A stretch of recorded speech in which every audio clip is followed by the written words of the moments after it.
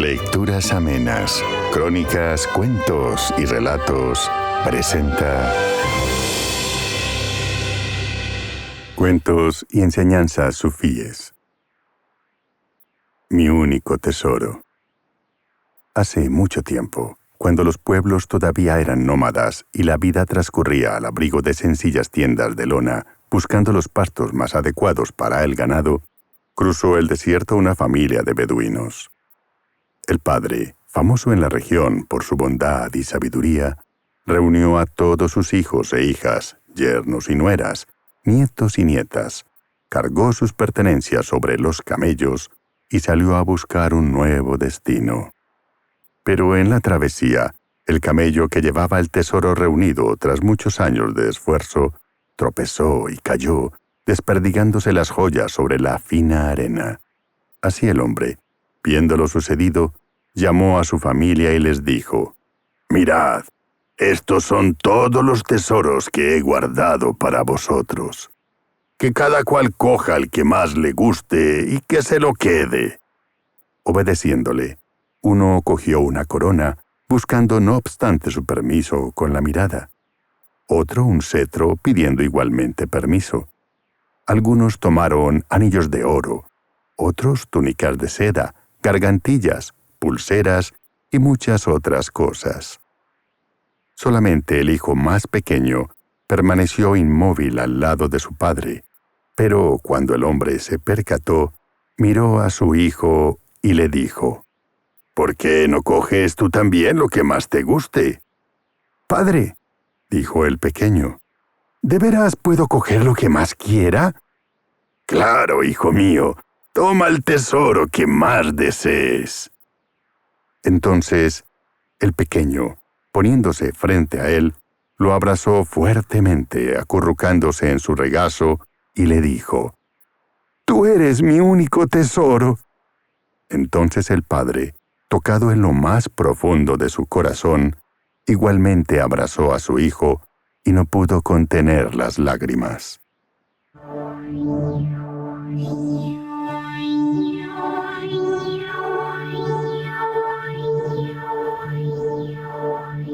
El camino del sufí.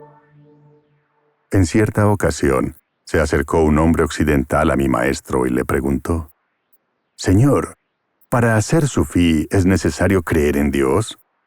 A lo que mi maestro contestó: «No es tanto creer en Dios como amar a Dios con la locura del enamorado, con un amor que te lleva desde un estado de impureza a otro de pureza. De la misma forma que un grano de arena es mayor que una montaña, el camino del sufí es mayor que el del hombre común. Por tanto, nosotros no decimos que sea necesario creer en Dios, sino amarlo con todo nuestro corazón, ya que el amor es el más alto grado de la fe». El hombre, arrobado por lo que había escuchado, como si aquellas palabras le hubieran tocado en lo más profundo de su ser, preguntó de nuevo: «Oh maestro, ¿dónde puedo encontrar a Dios?». A lo que mi maestro contestó: «Antes de acercarte a Dios, primero debes alejarte de ti mismo».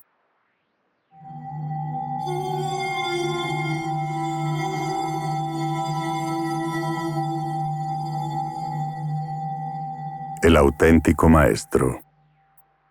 En otra ocasión, un joven emocionado por los prodigios sobrehumanos que había visto realizar a algunos derviches, se dirigió a su maestro y le preguntó: «Baba, ¿puede usted volar?». Pero el maestro respondió: «No». «Baba», insistió el discípulo, «¿puede usted estar en dos lugares a la vez?». «No», volvió a responder el anciano. «Baba, ¿puede usted leer el futuro?», preguntó de nuevo el joven. «Tampoco», respondió el anciano. Entonces el discípulo, decepcionado, dijo: «Pero Baba, si usted no puede volar, si no puede estar en dos lugares a la vez y no puede leer el futuro, ¿qué gracia espiritual posee?». «Yo», confesó finalmente el anciano, «amo a Laila con todo mi corazón, con toda mi voluntad y con todos mis recursos. Lloro de pasión por el día y paso la noche en vela por si, cuando pasea por el cielo, la puedo ver. He hecho de mi vida una oración continua, y en cada respiración exhalo alguno de sus nombres. Tengo a Laila como mi único anhelo, y ese, hijo mío, en los tiempos que corren, es el milagro más grande que puede haber. Laila es el nombre que los sufís le dan al concepto de Dios, muchas veces refiriéndose a Él como ella.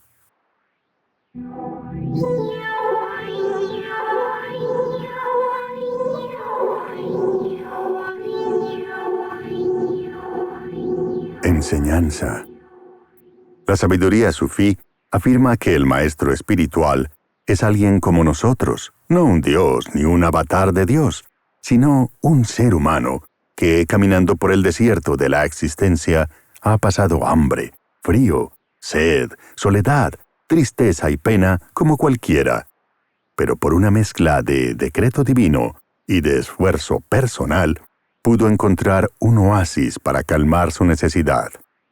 Sin embargo, en lugar de quedarse en ese paraíso y disfrutar de sus placeres, ha regresado al desierto para buscar a otras almas perdidas a quienes mostrar el camino de la salvación, haciendo el voto sagrado de salvarlos a todos hasta el final de los tiempos. En esta tarea, muchos les han imitado, haciendo exactamente lo mismo. Son los que llamamos maestros del camino. Otros, sin llegar al oasis, pero conociendo parte del sendero, realizan también su labor. Son los que llamamos amigos del camino. Por tanto, si el discípulo está preparado para reconocer la humanidad del maestro, sus manías y sus cosas absurdas, y percibe en ellas el reflejo de su propia imperfección, estará en condiciones de iniciar su aprendizaje. Si no es así, buscará héroes y dioses encarnados. Entonces deberá esperar, pues el recipiente todavía no será seguro para soportar la realidad. Hace mucho tiempo, un joven se acercó a un maestro sufí que meditaba en la orilla de un río y le pidió que le guiara en el camino hacia la iluminación. El maestro, levantándose bruscamente, cogió al joven por los pelos, lo hundió en el agua y cuando estaba a punto de ahogarse, lo volvió a sacar. El joven, que no daba crédito a lo sucedido, balbuceando, acertó a preguntar: «Maestro, ¿por qué ha hecho esto?».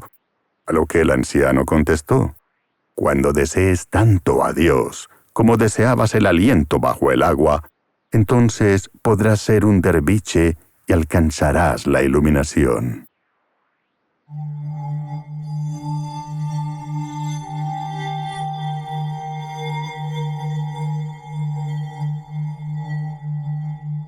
Dios es grande. En cierta ocasión asistí a una reunión de místicos donde unos discutían diciendo: «Dios es grande», pero otros gritaban: «¡Qué grande es Dios!». Yo callé porque comprendí la idea y la interioricé. La intención era una, las maneras de vivirla, muchas.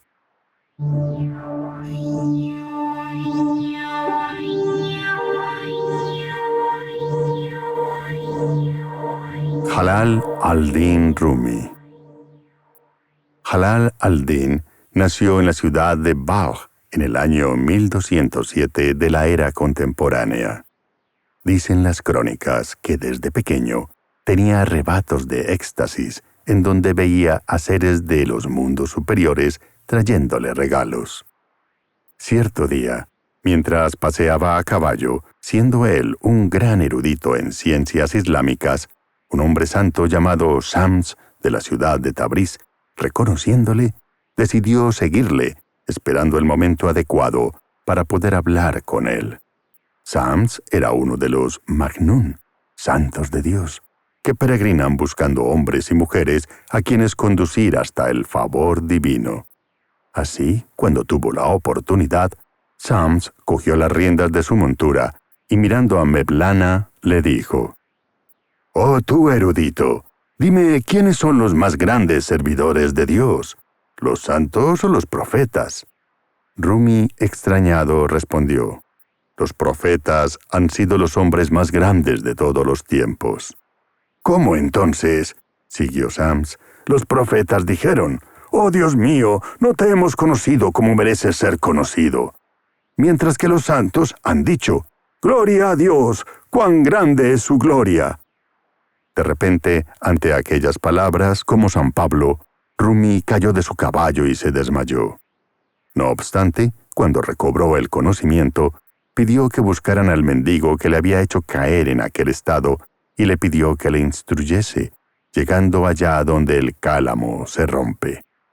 La respuesta al enigma anterior se resuelve por la sed insaciable de Dios que tenían los profetas, mientras que el resto de hombres y mujeres, aunque santos, quedaban colmados con apenas unas gotas de su sabor. Jalal al-Din tomó al Majnún como maestro y juntos emprendieron el camino del retorno, estudiando la doctrina oculta de la ciencia sufí. Hombres como ellos son raros de encontrar incluso en la antigüedad.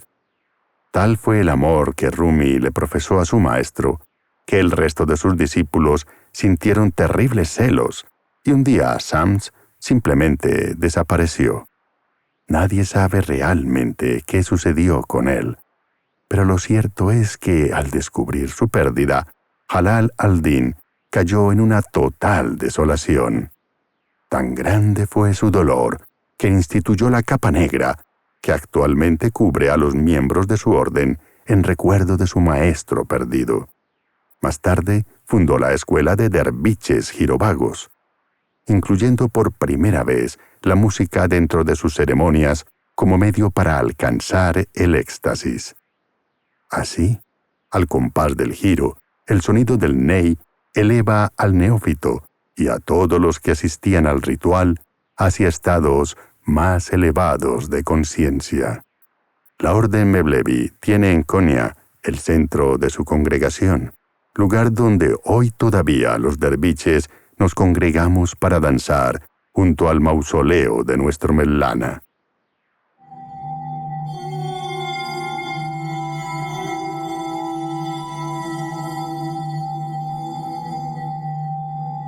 Enseñanza. De la mano del Creador, por fin comprendí que todas las criaturas estaban en mí y que yo estaba en todas las criaturas, que todos los seres humanos eran yo y que yo era todos los seres humanos. Tanto el maestro como el aprendiz, el santo y el pecador, el asesino y el protector vivían en mi interior. Entonces descubrí el secreto de Dios y ya nunca más volví a dudar, sino que le busqué con más ahínco. Y en aquellos momentos, un sentimiento de amor y compasión me invadió y dejé de ser yo para ser todos ellos. De esa forma morí a mi individualidad para resucitar en todos los seres, entendiendo que ellos eran infinitamente más importantes que yo. Esto es difícil de comprender para el no iniciado. Son secretos del amor que no deberían salir de los límites de la taberna para evitar que caigan en malas manos, pero que por la esencia misma del amor divino deben ser divulgados. Los 72 credos y sectas del mundo no existen. Juro ante Dios que todo credo y toda secta están en mí. Jalal al-Din Rumi.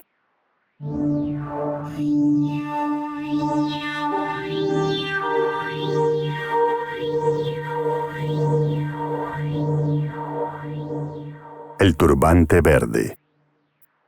Hace algún tiempo, cuando daba mis primeros pasos en el camino sufí, me encontré con cierto maestrillo de una orden bastante conocida. Al saludarlo, noté cierto desdén en él. Sin embargo, no le di importancia. Así transcurrió el tiempo, y un día se me acercó y me dijo que para pertenecer a su cofradía tenía que ponerme un turbante verde. Aquello me extrañó, porque pensaba que estaba hablando con un hombre que transitaba la vía interior, no con un militar que se preocupaba por la uniformidad. Entonces le dije que yo llevaba el turbante en el corazón, donde solo Alá podía verlo, no en la cabeza, para que los hombres lo vieran y poder presumir de mi condición. Así, tras varias desavenencias, me alejé de él y decidí visitar a su maestro, esperando algo mejor. Sin embargo, cuando llegué, quise rezar a su lado y me encaminé donde estaba. No obstante, su mayordomo me lo impidió, diciendo que los primeros puestos en la fila de oración estaban reservados a los que vestían turbantes verdes. Sin salir de mi asombro, le pregunté si aquello era una costumbre obligatoria en el Islam, sabiendo que la religión islámica prohíbe hacer distinción entre un musulmán u otro, y menos en los puestos en la mezquita. Pero el hombre, sin querer contestar, insistió en que me fuera de allí. Y así lo hice, ocupando el último lugar de la sala, donde los verdaderos derviches suelen esconderse para que nadie descubra el secreto de su estado. Acababa de aprender que en estos tiempos perversos, las personas pueden vestirse de derviches adornándose con turbantes verdes, rosarios, jurando lealtad a un supuesto maestro o haciendo cualquier parafernalia. Su marco, a simple vista, podía ser hermoso, pero el lienzo estaba vacío. No había obra de arte en su interior. Si al menos hubieran sido coherentes, no se llamarían derviches, estando tan ocupados como están de su forma exterior.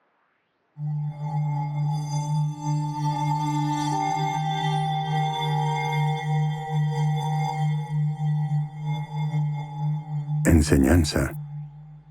En cierta ocasión, un hombre vestido de derviche se cruzó con un perrillo y, sin ninguna razón, le propinó una tremenda patada, dejando al animal medio muerto en el camino. Al rato pasó un maestro sufí y, viendo al animal, sintió mucha pena de él y lo sanó enseguida. Cuando estuvo repuesto, el maestro le preguntó qué le había sucedido, a lo que el cachorro contestó: «Como vi a un hombre vestido de lana, supuse que era un derviche y me dije a mí mismo que no corría ningún peligro. Por eso me acerqué a él para saludarlo. Pero, para mi sorpresa, me propinó un gran golpe. Si no lo hubiese visto llevando ropas de santidad, jamás me habría acercado a él». A lo que el maestro, acariciándole la cabecita, le dijo: «Que esto te sirva de lección, y en adelante no te fíes de las apariencias, pues un derviche no es tal por la ropa que viste, sino por lo que hay en su corazón».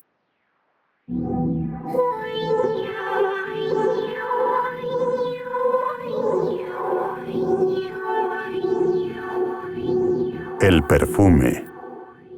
En cierta ocasión, un maestro sufí, habiendo terminado de instruir a 3 de sus discípulos, les entregó a cada uno un frasquito con esencia de almizcle y los despidió. Cuando estos regresaron a casa, 2 de ellos guardaron el frasquito sin prestarle atención, pero el tercero lo abrió y cada día se iba poniendo unas gotitas. Al cabo de algunos años, el primer discípulo, acordándose del regalo de su maestro, lo buscó, pero nunca pudo encontrarlo porque no recordaba dónde lo había guardado. El segundo, al encontrarlo, lo abrió, pero descubrió con sorpresa que el perfume se había evaporado. Solo el derviche que había utilizado el perfume todos los días llegó a ser como su maestro y a oler como su maestro, tanto por fuera como por dentro.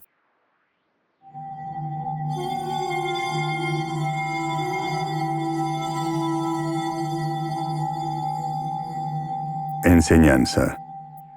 ¿Con qué ojos podrás ver la eternidad? Si la miras con el tuyo, la concebirás como algo separado de ti, ajeno, que te es extraño y que no puedes abarcar dada su infinitud. es la experiencia que algunos han llamado Baka. Pero si la miras con el suyo, tendrás que dejar de ser tú para convertirte en ella, lo que los maestros han llamado Faná. En ella no hay dos ni tres. Algunos dicen que ni siquiera uno. Tan solo esencia pura no manifestada, que si la nombras, se esfuma, pero si no la nombras, puedes vivirla. Así de sutil es su reino.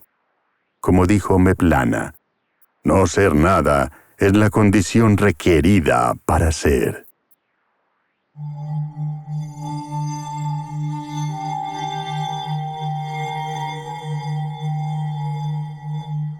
Enseñanza.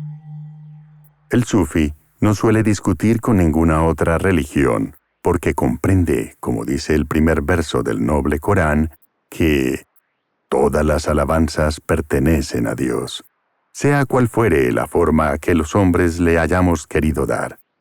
Cuanto más amor das, más grande haces el corazón. Cuanto más grande haces el corazón, más puedes dar. Dicho sufí.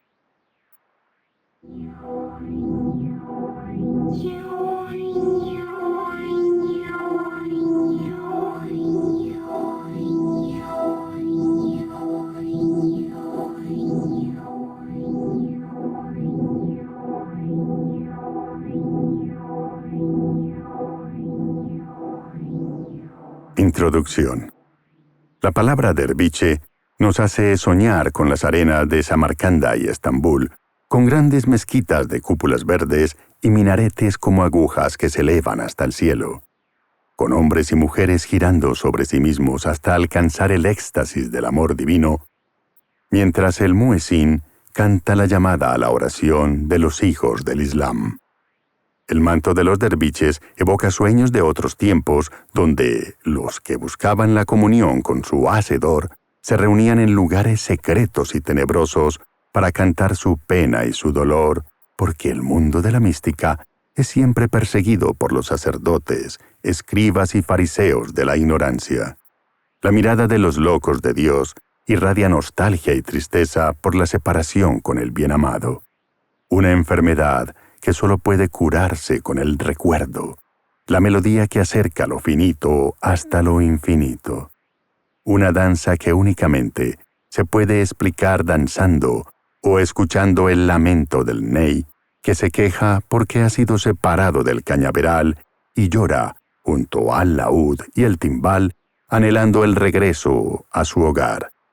Cuentan que en cierta ocasión, mientras mi maestro Jalal al-Din Rumi, sumergido en un éxtasis de amor divino, recitaba poemas cargados de pasión, un extranjero que se sentaba entre nosotros no pudo contenerse y empezó a llorar y a gemir, arrobado por la belleza de lo que estaba escuchando. De esa manera, cuando mi maestro terminó y abrió los ojos, el extranjero le preguntó: «Oh, señor, ¿dónde ha encontrado la inspiración para escribir estos versos?». A lo que mi maestro contestó: «Del mismo sitio donde tú has encontrado tus lágrimas». La taberna del derviche.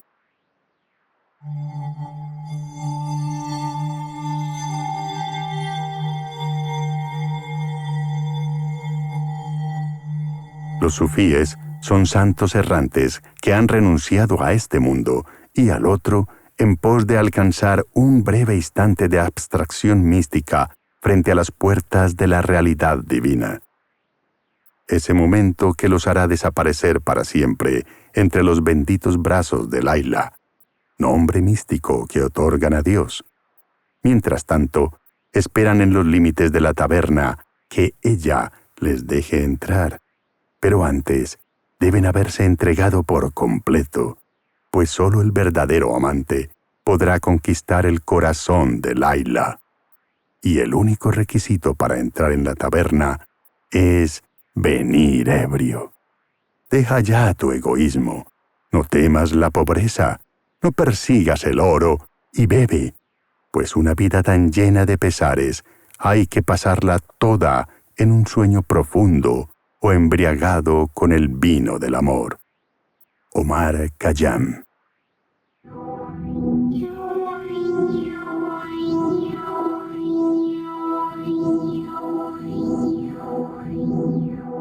En esta obra encontrarán los cuentos que he podido compilar, sacándolos de las arenas del desierto, estando escondidos bajo los turbantes de sus moradores, que 1000 veces los narraron junto al calor de sus hogueras, iluminados por el fulgor de las estrellas y de la media luna, mientras el café se iba tostando, invitándonos a degustar también el sabor de la sabiduría más refinada y sutil. Otros, sin embargo, están basados en mis numerosas experiencias a la vera de este camino de perfección. E incluso, algunos hay que pertenecen al legado místico de las cofradías más añejas, que han ido pasando como testamento de generación en generación para que todo el que tenga sed pueda beber nuestro río y vivir. Aunque, como las dunas, han ido cambiando por el influjo de los vientos del tiempo, sin embargo, siguen perteneciendo a los oasis donde las caravanas se detienen a descansar en su paso por la vida, conociendo que es un lugar seguro donde la sombra de la palmera anuncia una buena provisión de dátiles, prestos a calmar el apetito de los peregrinos que consiguieron llegar hasta aquí. Quien quiera que seas, ven, ven, quien quiera que seas. El alma gira alrededor del secreto del amor. Musulmán o cristiano, judío o adorador del fuego, ven, blanco o negro, pobre o rico, alto o bajo. Si estás enfermo, ven. Si estás triste, ven a llorar con nosotros. Nuestra taberna es antigua. Se erigió antes de la creación. En ella se sirve el vino añejo. Ven y bebe despacio, trago a trago. Deleítate con el néctar de la pasión. En el espíritu, todos somos uno. En el interior, únicamente existe el secreto del amor. Puede que el ego te domine. Abandona el ego y ven. La auténtica realidad se alcanza por la experiencia directa. La experiencia directa por abandonar el ego y venir. Ven con nosotros y enloquece. Déjate llevar y ven. Remueve todo tu mundo. Aligera de su peso al corazón. Gira con el cosmos. Danza como un junco. Postra tu frente ante la alquibla del Señor. Olvida todo lo que sabes. Ante su trono no puede haber dos. El dueño de la taberna ha dicho: existe un paraíso en el que no hay palacios ni jardines, ni ríos de leche y miel. Si te sientes afligido, ven. Si te sientes solo, ven. Si estás en un desierto, ven y enamórate. Si quieres conocer el secreto de nuestra taberna, espera junto a la puerta. Cruza despacio el puente entre el ser y el no ser. Solo hay un Dios. Es la llave. La locura es la llave. La locura viene después. Los ángeles cantan sus benditos nombres. El ruiseñor subió tan alto que ya no se puede ver. Ven con nosotros y canta que Dios es bueno. No hay Dios sino Él. Adaptación de un verso de Mevlana Jalal al-Din Rumi.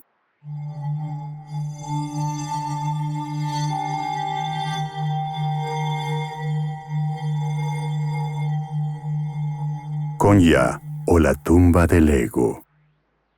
Tras 2 días de viaje cruzando Europa y después de entrar en Asia, puedo respirar por fin el aire de Anatolia, la cuna del sufismo. Rezar aquí, en Konya, en la última morada del Mevlana Jalal al-Din Rumi, era un sueño que rondaba mi alma desde que por primera vez pude ver a sus girovagos dar vueltas alrededor de sus corazones en la otrora mística ciudad de Alepo, arruinada hoy por la locura humana. La palabra sufismo o derviche comprende mucho más que una corriente o escuela de pensamiento islámica. El tasawuf, la más alta expectativa del ser humano, no es una religión ni una moda, sino más bien un modo de afrontar la vida en todas sus facetas, una incertidumbre que debe de ser desvelada y un rumor en el alma que nos lleva a buscar el agua de la vida, y más aún, su fuente. Un sufí es una persona normal que guarda un secreto. Ha descubierto que, allá donde mire, puede ver el rostro de Dios y mantiene con Él una relación que las palabras no pueden describir. Todo es Dios, pero Dios es uno. Sabiendo esto, ya no necesita de religiones, ni de credos, ni normas. Todo eso son caminos, pero Él ha llegado allá donde los caminos desaparecen. Las religiones imponen, pero el derviche se impone a las religiones. Su práctica es inaguantable para el religioso e increíble para el mundano. Por fuera nadie puede reconocerlos, y dentro solo Dios sabe lo que hay en sus corazones. Un derviche no es quien dice serlo, sino quien ha trascendido incluso el querer serlo. Por eso es tan difícil encontrar a alguien con un secreto, pero es tan fácil encontrar a muchos que dicen tenerlo. El sufismo es el corazón del Islam, y más aún un sentimiento, una idea, un suspiro en el viento, una lágrima en la lluvia y un grito en la oración. Si el sufismo es la esencia, la copa que la recoge es la premisa de la unicidad divina, que no puede ser rota ni siquiera con la fantasía de nuestra propia existencia. Cuando le preguntaron al viejo maestro sobre la esencia del sufismo, él respondió: en el gorro de los derviches se oculta el secreto de la paradoja donde la nada y el todo se funden en el uno, y bajo su manto guardan el secreto de un amor tan desgarrador por ese uno que pueden llegar a convertirse ellos mismos en aquella paradoja. La esencia del sufismo no puede ser descrita. Solo nos llegan rumores de llantos, lamentos, cantos, bailes y poesía mística. Ese es resultado de la estación del alma que el ser humano ha alcanzado y que se la conoce como sufismo. La taberna del derviche.